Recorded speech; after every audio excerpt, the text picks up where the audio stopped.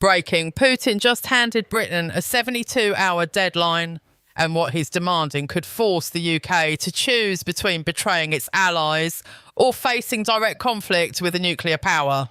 This isn't a rumour, this isn't speculation. An encrypted message arrived at the Foreign Office at dawn this morning. And according to government sources who spoke on condition of anonymity, what it contains has senior ministers more frightened than anything they've seen since taking office.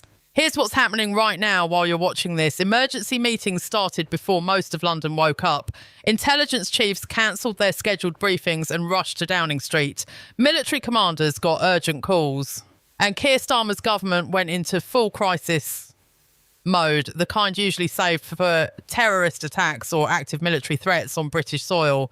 The response wasn't just quick, it was immediate. Cabinet members were pulled from morning appointments, security advisors cleared their schedules, and within 2 hours of that message arriving, the entire machinery of British government had shifted into high alert. If you want to follow this story as it breaks, hit subscribe right now. This situation is moving fast, and the next 72 hours could change everything. We're tracking every development in real time. So what's actually in this message? The Kremlin claims Britain crossed what Putin calls a red line. Russia accuses the UK of running covert operations that threaten Russian security. And Moscow isn't asking for an apology or a phone call or a diplomatic meeting. They're demanding action, specific action, with a specific timeline. But here's what makes this different from typical diplomatic tensions. The tone of the message, according to those who've seen it, wasn't the usual careful language of international relations. It was direct. It was aggressive. And it made clear that Moscow views this as a moment requiring immediate response. Downing Street won't confirm the exact wording. Every official statement today included the phrase national security reasons. Every minister who spoke to the press gave carefully rehearsed answers that said almost nothing. And that silence is telling its own story. Because when your government refuses to answer basic questions, when they hide behind legal language and dodge every detail, people start asking the obvious. What are you so afraid of us knowing? The lack of transparency has made this crisis worse. Social media is exploding with theories. News channels are running 24-hour coverage. Political commentators are filling the void with speculation, and every hour that Starmer stays quiet, public anger grows louder. Inside Parliament today, the tension was immediate and intense. Starmer stood at the dispatch box trying to project calm. He said Britain acted within international law. He praised UK intelligence services for their professionalism and dedication. He promised strength and resolve. He used phrases like proportionate response and appropriate measures.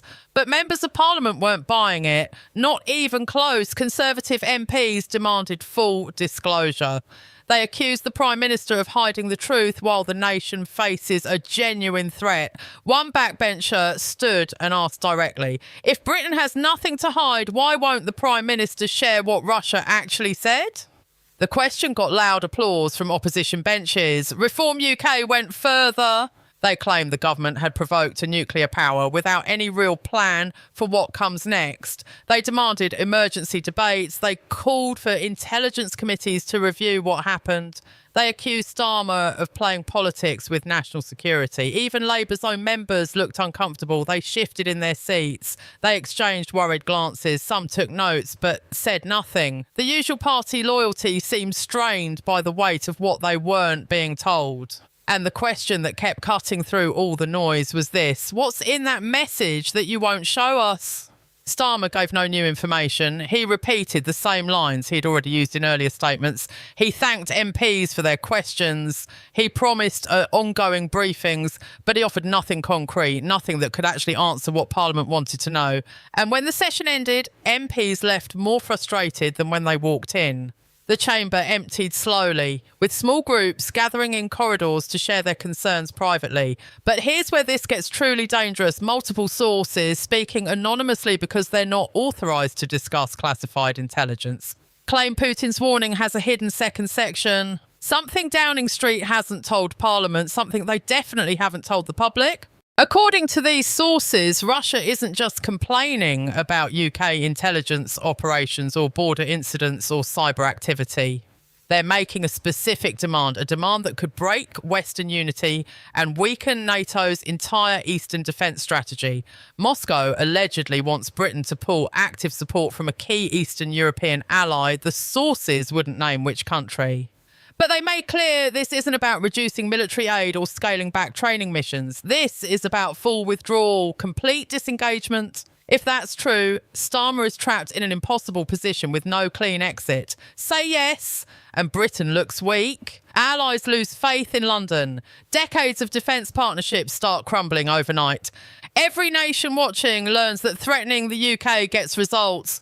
Poland starts questioning commitments. The Baltic states wonder if they're next. And Putin learns exactly how much pressure it takes to break British resolve. Say no, and Britain faces direct confrontation with a nuclear-armed state that's already fighting the largest European war since 1945. A state that has repeatedly proven it follows through on threats. A state that has shown willingness to absorb massive economic costs, international isolation, and military losses to achieve its goals. There's no middle ground here, no diplomatic compromise that satisfies both sides, no clever solution that lets everyone save face and walk away. There's only bad and worse, and everyone in Westminster knows it. You can see it in how ministers avoid eye contact with reporters, in how prepared statements sound increasingly hollow, in how even the most experienced political operators seem genuinely uncertain about what comes next. Outside Parliament, the British public responded immediately and forcefully. Within hours of the first reports, protesters filled Westminster Bridge. The crowd was large, loud, and deeply divided.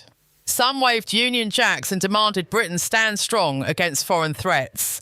They chanted slogans about sovereignty and strength. They held signs reading, "Never bow to tyrants" and "Britain stands firm."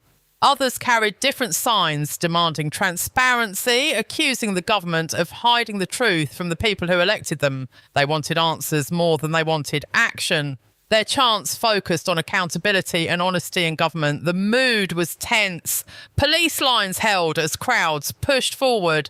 Helicopters circled overhead, their cameras feeding live footage to news networks.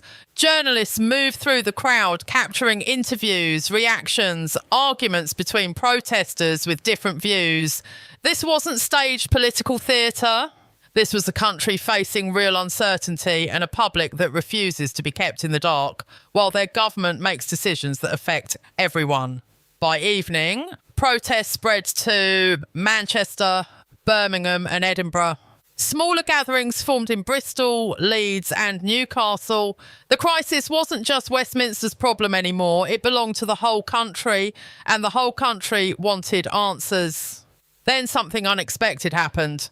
Buckingham Palace, which almost never comments on political matters, released a rare public statement. It was short, it was pointed, and it was impossible to ignore. His Majesty remains fully informed and deeply concerned about the evolving situation. Constitutional experts immediately noted the significance when the monarch steps into the shadow of a geopolitical crisis. Even symbolically, it means the stakes have gone beyond normal politics. It means the head of state feels the need to acknowledge this publicly. Palace insiders reported senior aides moving urgently through corridors all afternoon. The king was receiving constant briefings from government officials and intelligence services. And while no further statements came, the message was clear: the Crown is watching and expects this handled with extreme seriousness. This is no longer just a government problem, it's a national crisis. And that distinction carries weight in British political culture. Across the Atlantic, the White House moved fast. Within hours, a formal statement backed Britain and condemned what American officials called aggressive and destabilising rhetoric from Moscow. The statement praised UK leadership and reaffirmed the unshakable bond between the two nations. It promised full support for British security and warned Russia against further escalation. But even this support raised questions. Why did Washington respond before Downing Street finished crafting its own message? What coordination happened behind closed doors before either government spoke publicly? And most importantly, what does America know about this situation that British citizens citizens haven't been told. Sources in Washington suggested US intelligence had been tracking this crisis for days before the message even arrived. If true, it means the UK government had advance warning and still appeared unprepared for the public reaction. It suggests coordination between American and British intelligence that the public wasn't aware of. The speed of America's response suggests this crisis affects more than just Britain. Whatever Putin's message contains, it clearly worried more than one Western capital, and that raises the stakes even higher. The most striking moment of the day came from an unexpected place. A senior UK military commander, speaking off the record to defence journalists, offered a blunt assessment that spread across news channels within minutes. This is not rhetorical, this is strategic positioning. The United Kingdom must respond decisively or we risk looking vulnerable, not just to Russia, but to every adversary watching how we handle this. When military leaders start issuing warnings, even anonymously, it means professionals who assess threats for a living believe this situation is serious enough to break protocol and speak out. These are people who spend their careers preparing for worst-case situations, and they're treating this as one. The Ministry of Defence declined comment on the remarks, but the warning was already out there, spreading through news coverage and social media. Late tonight, after most broadcasts ended, a new detail emerged. A journalist with Foreign Office connections claimed to have seen the final line of Putin's warning, a line that states Russia expects Britain's formal response within 72 hours, not a request, not a suggestion. An expectation, with consequences left deliberately unnamed but clearly implied. Downing Street won't confirm or deny the deadline exists. The Foreign Office declined all questions. Every minister on late-night programmes repeated the same careful, prepared answers that revealed nothing new. But if that deadline is real, the clock started ticking the moment that message arrived this morning. And nobody, not the government, not the opposition, not intelligence services, will publicly say what happens when time runs out. As London slept, the crisis deepened in ways the public won't see until morning. Sources inside Whitehall confirmed the security services quietly raised the national threat level just after midnight. No public announcement, no citizen alerts. But those with security clearance felt the shift immediately. Encrypted calls buzzed across government departments. Military readiness protocols activated at bases nationwide. Senior officials who'd gone home were called back to their posts. The quiet machinery of national defence began moving in the background. Inside Downing Street, lights stayed on past 2 a.m. Starmer met continuously with his closest advisers, reportedly wrestling with the most important decision of his political career. What to tell the public, what to hold back, how to project strength without making things worse, how to satisfy both allies who demand firmness and citizens who demand transparency. One advisor said afterward, "Every word matters now. The wrong sentence could change everything." So here's where Britain stands this morning. A foreign power issued a direct, aggressive warning. The government refuses to disclose what it says. Leaked intelligence suggests demands that could destroy Western alliances built over generations.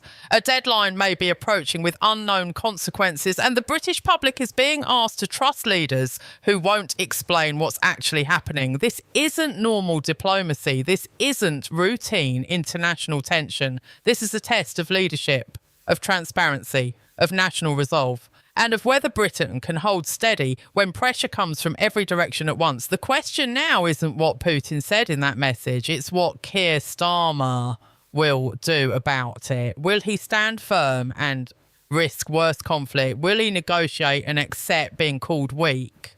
Or will he keep hiding behind national security while millions demand to know what their government is doing in their name? We don't have answers yet, but we're tracking every single development as this unfolds. Make sure you're subscribed with notifications on. We're covering this around the clock. Drop your take in the comments. Should Britain stand firm or seek dialogue? And if someone you know needs to understand what's really happening, share this video. This story is far from over. The clock is ticking, and the next 72 hours will show the world exactly what Britain is made of.